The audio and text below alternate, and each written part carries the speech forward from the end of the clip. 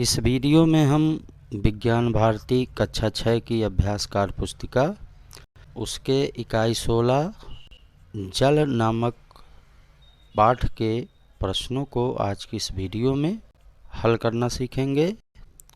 प्रश्न 1 है, निम्नलिखित प्रश्नों के सही विकल्प छांटिए। का कह रहा है कि जल अनुपयोगी है। पहला, भाप बनाने में। दूसरा, रसायनों को घोलने में। तीसरा, कार में ईंधन के रूप में। और चौथा विकल्प है मशीनों की साफ सफाई में। तो जल भाप बनाने में भी उपयोगी है, रसायनों घोलने में भी उपयोगी है, मशीनों की साफ सफाई में भी उपयोगी है। ये तीसरा जो विकल्प है कार में ईंधन के रूप में, इसमें जो है जल अनुपयोगी है, इसलिए तीसरा जो विकल्प है यही सही होगा। फिर खा है, भार के अनुसार मनुष्य के शरीर में जल की प्रतिशतता होती है। पहला विकल्प है 70%, दूसरा है 60%, तीसरा है 80% और चौथा विकल्प है 85%। तो इसमें पहला विकल्प 70% यही विकल्प सही है। फिर गा है, खारा पानी का मुख्य स्रोत है। तो विकल्प दिए गए हैं नदी, समुद्र, बर्फ, नलकूप। तो खारे पानी का मुख्य स्रोत जो है वो समुद्र होता है, समुद्र का पानी खारा होता है। फिर घा है, अशुद्ध जल में तलछटीकरण की प्रक्रिया तेज करने में सहायक है। तो इसमें विकल्प दिया है कैल्शियम क्लोराइड, मैग्नीशियम सल्फेट, फिटकरी, पोटेशियम परमैंगनेट। तो अशुद्ध जल के तलछटीकरण में सबसे महत्वपूर्ण भूमिका फिटकरी निभाता है। तलछटीकरण की प्रक्रिया को फिटकरी तेज कर देता है, इसलिए तीसरा विकल्प ये सही है। फिर ङ है, जल के शोधन में सहायक नहीं है।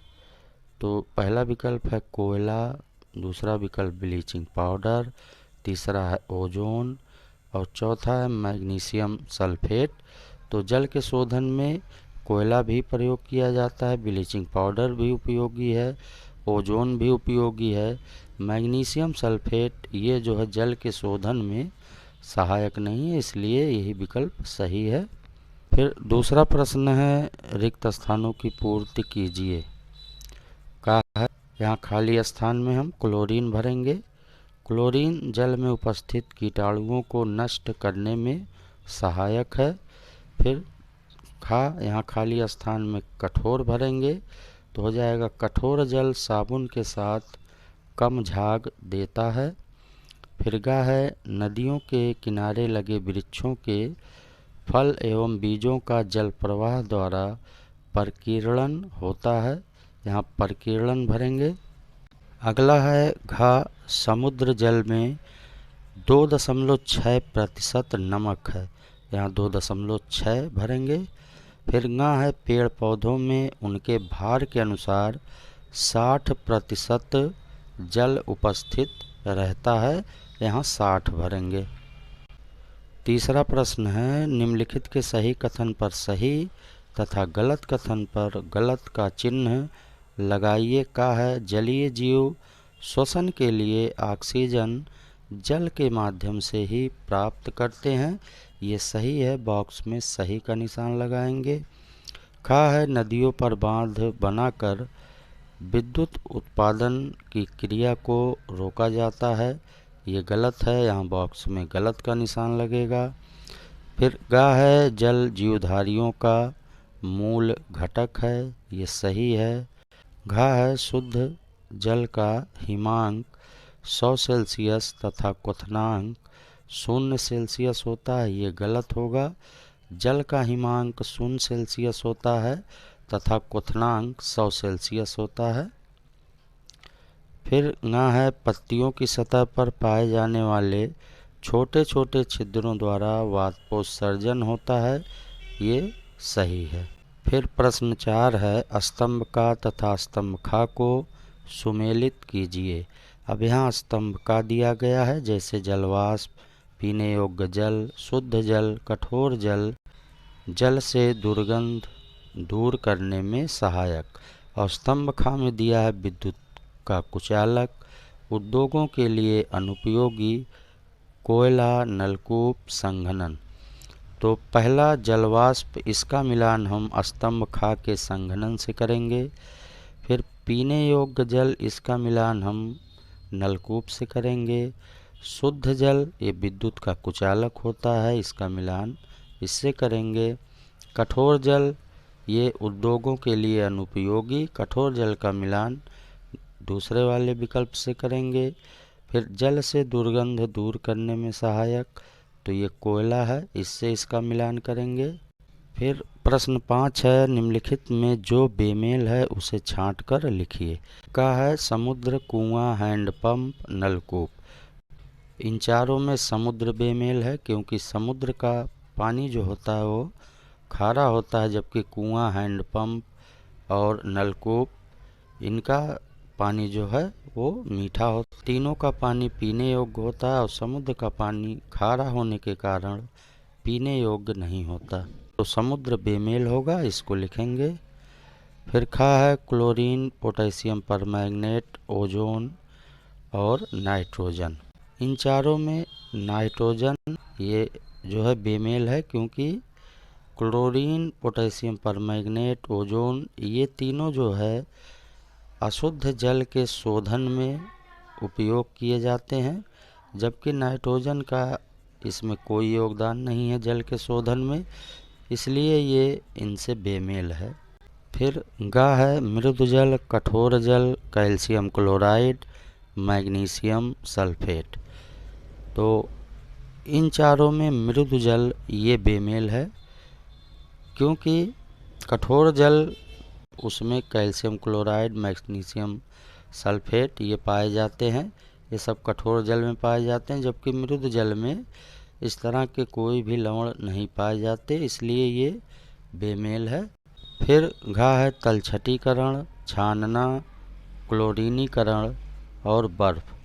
तो इन तीनों में बर्फ ये बेमेल है, क्योंकि तलछटीकरण, छानना और क्लोरीनीकरण ये तीनों जो है अशुद्ध जल के शोधन में इनका काम होता है, जबकि बर्फ उनसे अलग है, इसलिए बर्फ बेमेल होगा। फिर ना है पीने योग्य जल, रंगहीन, गंधहीन, विद्युत का कुचालक। तो इसमें पीने योग्य जल ये बेमेल है, जबकि रंगहीन, गंधहीन, विद्युत का कुचालक ये शुद्ध जल के गुण होते हैं, इसलिए पीने योग्य जल जो होगा ये इनसे बेमेल है। फिर प्रश्न 6 है, निम्नलिखित प्रश्नों के उत्तर एक शब्द में दीजिए। का है जल का वाष्प के रूप में परिवर्तित होना क्या कहलाता है, तो इसका उत्तर होगा वाष्पन। फिर खा है पौधों की जैविक क्रियाओं के लिए आवश्यक होता है, इसका उत्तर होगा जल। फिर गा है 0 डिग्री सेंटीग्रेड के नीचे ताप पर जल से क्या बनता है, तो इसका उत्तर होगा बर्फ। फिर घा है 100 सेल्सियस से अधिक ताप पर जल से क्या प्राप्त होता है, तो यह हो जाएगा जलवाष्प। फिर ङा है शरीर के तापमान को नियंत्रित करने वाले पदार्थ का नाम लिखिए, इसका उत्तर हो जाएगा जल। जल जो है हमारे शरीर के तापमान को नियंत्रित करता है। प्रश्न 7 है, निम्नलिखित प्रश्नों के उत्तर लिखिए। का है जल में अशुद्धियों द्वारा होने वाले रोगों का उल्लेख कीजिए। तो अशुद्ध जल से होने वाले रोग ये हो जाएगा टाइफाइड, अतिसार, हैजा, हेपेटाइटिस और पीलिया, ये सब अशुद्ध जल से होने वाले रोग हैं। फिर खा है जल की कठोरता के क्या कारण हैं, तो जल की कठोरता, इसका उत्तर होगा जल की कठोरता जल में घुले कैल्शियम, मैग्नीशियम के लवणों के कारण होती है। जब जल में कैल्शियम और मैग्नीशियम के साल्ट लवण घुले होते हैं तो जल जो है वो कठोर हो जाता है। फिर गा है अम्ल वर्षा किसे कहते हैं बताइए, तो इसका उत्तर होगा अम्ल वर्षा। जहाँ पर वायु प्रदूषण अधिक होता है वहाँ पर वर्षा के जल में अल्प मात्रा में अम्ल उपस्थित हो जाता है, जिसे अम्ल वर्षा कहते हैं। फिर घ है, कपड़ा साफ करने के लिए आजकल डिटर्जेंट पाउडर का प्रयोग अधिक क्यों हो रहा है? तो इसका उत्तर होगा, आजकल कपड़ा साफ करने के लिए साबुन के स्थान पर डिटर्जेंट पाउडर का प्रयोग अधिक हो रहा है, क्योंकि डिटर्जेंट पाउडर या अपमार्जक, डिटर्जेंट पाउडर को अपमार्जक भी कहते हैं। अपमार्जक मृदु तथा कठोर दोनों जल के साथ झाग देता है, इसलिए डिटर्जेंट पाउडर का कपड़ा धोने में अधिक उपयोग किया जा रहा है। फिर ना है, बताइए कि वायुमंडल में जल कितने रूपों और कितनी मात्रा में उपस्थित है? इसका उत्तर होगा, वायुमंडल में जल कोहरा, बादल तथा जलवाष्प के रूप में उपस्थित है। पृथ्वी की सतह के प्रति वर्ग किलोमीटर के ऊपर स्थित वायुमंडल में लगभग 30,000 टन जलवाष्प है। प्रश्न 8 है, निम्नलिखित प्रश्नों के उत्तर लिखिए। का है, जल की उपयोगिता बताइए। तो इसका उत्तर हो जाएगा नंबर 1, जंतु पौधों की जैविक क्रिया के लिए आवश्यक। दूसरा हो जाएगा उद्योगों के लिए। तीसरा होगा विद्युत उत्पादन में। चौथा दैनिक कार्यों में। पांचवा मनोरंजन के क्षेत्र में। छठवां कृषि में। सातवां परिवहन में। आठवां वास स्थान के रूप में। नौवां बीजों एवं फलों का प्रकीर्णन। और 10वां जीवधारियों का मूल घटक आदि, ये सब जल की उपयोगिताएं हैं। आगे प्रश्न है, पृथ्वी पर जल के स्रोत क्या हैं? हमें पीने योग्य जल कहाँ से प्राप्त होता है? तो पृथ्वी पर जल के स्रोत ये हो जाएगा समुद्र, झील, नदी, तालाब, भूमिगत जल, वर्षा आदि जल के स्रोत हैं। और पीने योग्य जल हमें कुआं, नलकूप, हैंडपंप से प्राप्त होता है। गा है, शुद्ध जल के गुणों को लिखिए। तो इसका उत्तर होगा, शुद्ध जल रंगहीन, गंधहीन एवं स्वादहीन होता है। दूसरा, जल तीनों अवस्थाओं ठोस, द्रव एवं गैस के रूप में पाया जाता है। तीसरा, शुद्ध जल विद्युत का कुचालक है। चौथा, जल सार्वत्रिक विलायक है। पांचवा है, जल का हिमांक 0 सेल्सियस तथा क्वथनांक 100 सेल्सियस होता है। अगला प्रश्न है, पौधों में वाष्पोत्सर्जन तथा संघनन की क्रिया को प्रयोग द्वारा दिखाइए। तो इसका प्रयोग हो जाएगा, किसी पौधे की पत्ती युक्त टहनी लेकर उसमें एक पॉलीथीन की थैली बांध दें। दूसरे दिन निरीक्षण करने पर थैली में जल की बूंदें दिखाई देंगी। इस प्रयोग से सिद्ध होता है कि पौधों में वाष्पोत्सर्जन तथा संघनन क्रिया होती है। यही जो है इसका उत्तर होगा। फिर प्रश्न है, जल की कितनी अवस्थाएं हैं और अवस्था परिवर्तन किस पर निर्भर करता है? तो उत्तर हो जाएगा, जल की अवस्थाएं। जल की 3 अवस्थाएं होती हैं। पहला ठोस, जिसका उदाहरण बर्फ है। दूसरा द्रव, इसका उदाहरण जल है। तीसरा गैस, इसका उदाहरण जलवाष्प है। जल की अवस्था परिवर्तन ताप पर निर्भर करती है। अगला प्रश्न है, मृदु जल तथा कठोर जल में अंतर लिखिए। तो अब हमें मृदु जल और कठोर जल में अंतर लिखना है। तो मृदु जल में हो जाएगा, जो जल साबुन के साथ आसानी से झाग उत्पन्न करता है। और दूसरा, मृदु जल में हानिकारक लवण नहीं होते हैं। और अब कठोर जल में हो जाएगा, साबुन से झाग ना उत्पन्न होना। और दूसरा, बाथ टब में साबुन के मैल की परत जमना। फिर तीसरा होगा, कपड़े व बर्तन की चमक में कमी होना।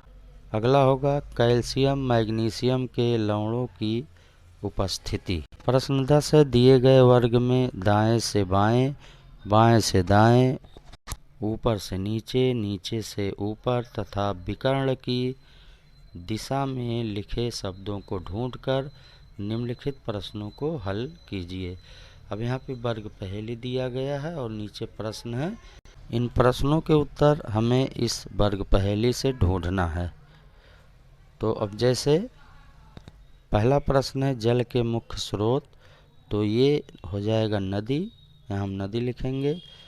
फिर पीने योग्य जल, ये हो जाएगा दूसरा नल, ऊपर से नीचे यहाँ नल होगा। फिर तीसरा, किसका जल प्रवाह द्वारा प्रकीर्णन होता है, तो ये हो जाएगा बीजों, यहाँ बीजों लिखेंगे। फिर जल की एक अवस्था है, ये हो जाएगा बर्फ, यहाँ बर्फ लिखेंगे। फिर जल किन का मूल घटक है, तो ये हो जाएगा जीवधारियों। फिर जल के स्वाद में भिन्नता किसके कारण होती है, तो ये हो जाएगा लवण। इस वर्ग में ये लवण हो जाएगा ये। फिर नाव की सहायता से सामान एवं मनुष्य एक स्थान से दूसरे स्थान तक आ जा सकते हैं, तो इसका उत्तर होगा परिवहन। इस शब्द को हम इस वर्ग से छांट कर लिखेंगे, ये हो जाएगा परिवहन। फिर अंतिम है, जल शरीर में क्या नियंत्रित करता है, ये इसका उत्तर होगा ताप। इस शब्द को हम इसी वर्ग पहेली से लिखेंगे, ये हो जाएगा ताप।